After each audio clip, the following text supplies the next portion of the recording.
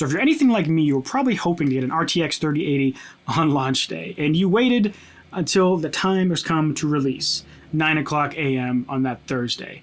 And it's 8:59. I got my browser open, and I got Nvidia, I got Best Buy, I got Newegg, I got BH Photo. The clock strikes 9. I refresh the Nvidia page. It goes immediately from notify me to sold out. Best Buy crashed. Newegg crashed. BH Photo crashed. And when they come back a couple minutes later, everything's sold out and all those other sites. And then you go to eBay just to check. There's already people selling hundreds of these things for $2,000, like 2.5 times the actual like vendor price. You come back later in the night, some of the cards are going for 50 grand. You discover that people are making anti-bots to fight the people who used bots to buy the cards. You come back a couple days later, you find people are taking pictures and printing them out and selling those for $2,000 just to kind of dilute the scalpers on eBay. And for me, I was planning on building my first PC with this graphics card. I'm going to build the machine that I want to build, except I'm just not going to put the part that I designed the whole thing around it inside of it. I use iMacs for the past more than a decade because I do music production and a lot of video editing, and that workflow is just great in the Mac operating system, and I just like Macs in general. So I was going to build a computer to work as a secondary kind of parallel computer with my iMac. It sucks when you have to render something, export along video, and then you still want to work on a video at the same time, or you want to work on something else and your computer's chugging along and this stuff. That's why I needed a second computer. So my solution was, instead of waiting to buy all these parts until the graphics card becomes available, because who knows when that's going to be, or instead of just buying it anyways and just not assembling it, my solution was just swap it out with a shittier graphics card and just build a computer, and then just there's almost no pressure in the world at that point to actually succumb to these horrible scalpers online. And so I'm going to walk you through that build in case you want to join me. I don't know how long it's going to be. This could be a waste of time, but I figure worst case, I can just sell this graphics card. So I'm going to walk you through the build, but first I want to show you the swap here. So I designed this whole system to work around the Nvidia RTX 3080. And a couple of things I'll get into in a moment. Basically, I was like, okay, if I swap this out, what's the cheapest thing I could swap into it, but still stay in the Nvidia line, just to make things easier. I was a little afraid of the whole like driver update thing. It sounds like it could be a problem. So stick with Nvidia, and I found oh no, that's the eBay scalpers. I found the GTX 1660 Super, and it's like $250. I didn't get this exact one, but I got one of these models. I think I got it a little cheaper than this, actually. And there's actually cheaper ones. I did the comparison, though, and compared to my like over $3,000 iMac, this graphics card is actually slightly better. So the computer, once it's built, even with this demoted graphics card, is still going to be incredibly powerful and will meet my needs until I can get my hands on one of these new cards. So I know I have a unique situation, but maybe some of you are in the same boat where you were going to build a machine and you were excited, and now you might have to wait. So let's go back and I'll walk you through the justification for why I planned this out. So a lot of videos don't share this justification process. They're just like, we're going to build a computer. These are the parts. This video is all about why did I pick the parts that I picked to solve my problems. So what are my problems? Well, I mentioned I do video editing.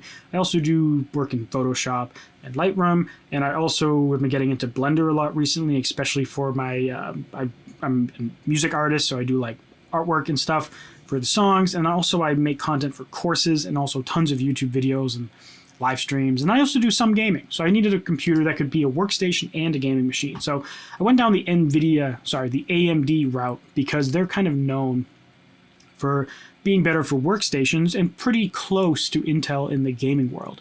The extra cores really do help with the workstation applications that can utilize the extra cores. A lot of gaming will not utilize the extra cores. So that's why I went down AMD. And once you pick that, you get a few options in the cards. If you want to stay high-end, again, I'm trying to make this at least as good or better than my 2019 iMac that was like almost maxed out, which has a i9 9900K or something. It's like the last generation, 2019 version was like one of the top cards before getting into their high-end stuff. So 3900K was an option. The 3950 had even more power, but it was $300 more. This is just before the AMD launch. So I didn't want to go crazy. So that's why I stuck with the 3900X. It's still an incredibly powerful processor that should be more than good enough. once you pick that, the AMD, you kind of lock yourself into a lot of different motherboards. Like you narrow out like half the motherboards in the market, right? Especially if you want to take advantage of the PCIe 4.0 that the graphics card can handle. So I got a CPU that can handle it. I got to get a motherboard that can handle it. And that gives you more constraints to work with. So if I open this up, I think I actually already had it open. This is the motherboard that I selected. And there's a few reasons why I picked it. And there's probably more reasons than I realized. One, it can handle up to 128 gigabytes of RAM. I have 64 in my current computer and will be going with 64 in this computer. It has the AM4 socket type, and it's a standard kind of RTX format, which is great. And it also has supports Wi-Fi 6. Now it has a bunch of other features, but those were like the big kind of things. And I had some, it also supports NVMe storage with those, M.2 slots, whatever they're called. You know, I'm still learning, just like you. Feel free to correct me in the comments if any part of this build is wrong or if I say something wrong.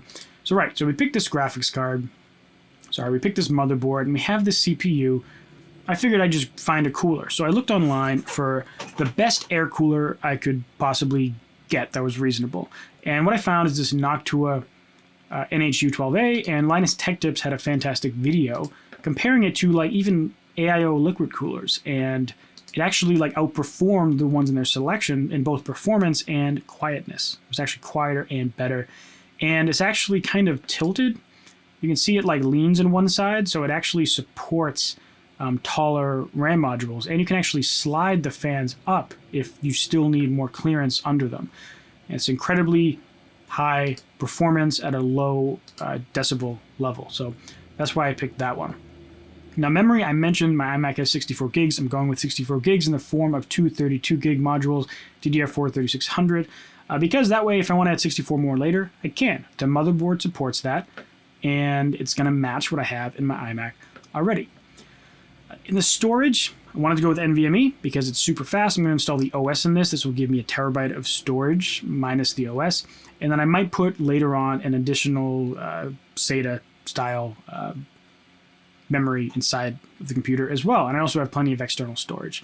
Of course, we designed the system around the video card, and next we get to the case. So we locked ourselves into a few different things when we picked the motherboard. We're going with the ATX format, so we got to get an ATX case.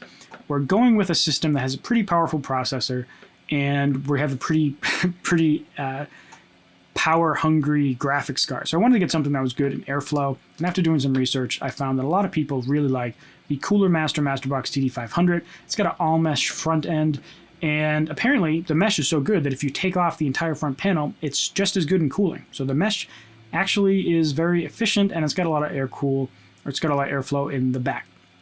Now, there's not much other reasons I picked this aside from good airflow, other than it has some ports in the top. It has a tempered glass side panel, so you can see some sweet RGB in the side if you desire. And it fits everything that I need to fit, and it comes with 3 fans, so I don't have to worry about picking fit like fans. I don't really want to pick fans. And apparently adding even an exhaust fan in the back doesn't improve performance, so these 3 fans are actually well designed into the case. Now, this lovely tool, PC Part Picker, calculates the power for you. Now, you could go by this number, but in reality, the Nvidia specified that you should have at least a 750 watt power supply. And I kind of wanted to future-proof myself with everything in this design. Again, like AMD is coming out with new chips soon. There's going to be new stuff released by Nvidia. And like who knows, maybe I want a 3090 at some point. Or maybe it'll be a new 3090 aftermarket edition that comes out later. So I went with the 850 watt power supply to give myself a little bit of headroom and also ensure I'm not like operating at max capacity, because that causes problems with anything in life. For efficiency and just for like safety and all the components in the system. And I went with this Be Quiet model. I was going to go with a 1000 watt model just to give myself even more headroom, but I decided this was cheaper and it was in stock. I would have had to wait like 2 weeks to get the 1000 watt one. This isn't the most expensive component in the system anyway, so not a big deal if I had to like buy a new one and sell this or something on eBay. And then lastly, I just picked Windows 10. So this is my solution to not succumb to the pressure of going on eBay and buying from these horrible scalpers. I'm going to build the machine that I want to build, except I'm just not going to put the part that I designed the whole thing around it inside of it. I'm going to substitute it with that, was it 1660 Super? That should be way more than enough for gaming, and it's better than my iMac GPU already, so it should get the job done. And then that way I can just wait until the card just comes out again, it's available, and I can just buy it at retail price. So feel free to argue with me in the comments or give me some tips that I can maybe improve this build on going forward, and subscribe if you want to see more videos. See ya.